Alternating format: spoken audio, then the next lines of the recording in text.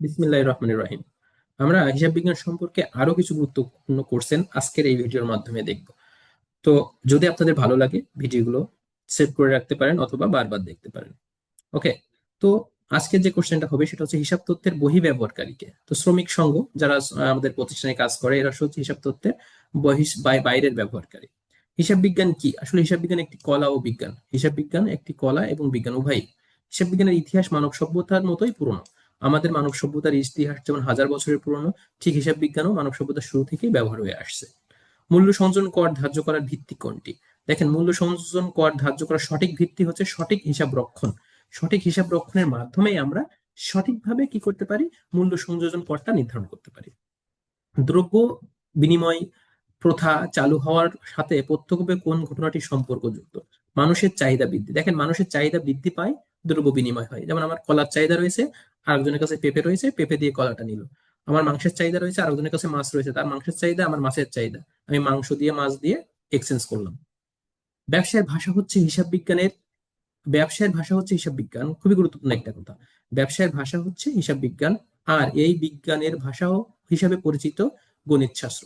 তার মানে আমরা বলতে পারি যে ব্যবসায়ের ভাষা হচ্ছে হিসাব বিজ্ঞান আর হিসাব বিজ্ঞানের ভাষা হচ্ছে গণিত শাস্ত্র। তোমাদের দৈনন্দিন জীবনে হিসাব বিজ্ঞান কিভাবে সাহায্য করে? অবশ্যই গুরুত্বপূর্ণ একটা কোশ্চেন। হিসাব রক্ষণ ও ব্যয় নিয়ন্ত্রণের মাধ্যমে। এই কোশ্চেনটা ভাইবা বোর্ডে করবেই আপনাকে, যে দৈনন্দিন জীবনে হিসাব বিজ্ঞান কিভাবে সাহায্য করে। উত্তর হবে হিসাব রক্ষণ ও ব্যয় নিয়ন্ত্রণের মাধ্যমে। ওকে, পরবর্তী কোশ্চেন। আবিধানিক অর্থে হিসাব বলতে কি বোঝায়? দেখেন, আবিধানিক অর্থে হিসাব বলতে বোঝায় গণনা করা। তাহলে আবিধানিক অর্থে হিসাব বলতে বোঝায় গণনা করা। হিসাব বিজ্ঞান ক্রমবিকাশের ইতিহাস কয়টি ভাগে ভাগ করা হয়? হিসাব বিজ্ঞানকে ক্রমবিকাশের ইতিহাসকে চারটি ভাগে ভাগ করা হয়। সুম্মাডি অ্যারোমেট্রিক জিওমেট্রিক প্রফেশন, এটা এই যে বইটা, হিসাব বিজ্ঞানের যে বইটা, এটা প্রকাশিত হয় 1494 সালে। নামটা দেখবেন, বইয়ের নামটা দেখবেন, বানানগুলো সুন্দর করে মুখস্থ করে ফেলবেন। ঠিক আছে, এইগুলো কিন্তু খুবই গুরুত্বপূর্ণ এমসিকিউ কোশ্চেন, ভাইবা বোর্ডে এটা ধরে। এরপর আছে বিশ্লেষণ পর্ব বলা হয় কোন সময়কালকে? বিশ্লেষণ পর্ব বলা হয় 1800 থেকে 1950 সাল পর্যন্ত সময়কে বিশ্লেষণ পর্ব বলা হয়।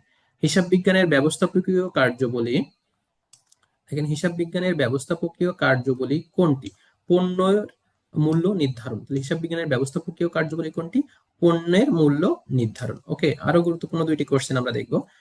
আর্থিক তথ্য বিশ্লেষণের মাধ্যমে কোনটি জানা যায়? তারল্য অনুপাত। একটি প্রতিষ্ঠানের তারল্য অনুপাত জানতে হলে আমাদের অবশ্যই তার আর্থিক তথ্য বিশ্লেষণ করতে হবে। প্রতিটি লেনদেনের কয়টি পক্ষ নির্ধারণ করা হয়? প্রতিটি লেনদেনের কমপক্ষে দুইটি পক্ষ নির্ধারণ করা হয়। তাহলে প্রতিটি লেনদেনের কমপক্ষে কয়টি পক্ষ নির্ধারণ করা হয়? প্রতিটি লেনদেনের কমপক্ষে দুইটি পক্ষ নির্ধারণ করা হয়।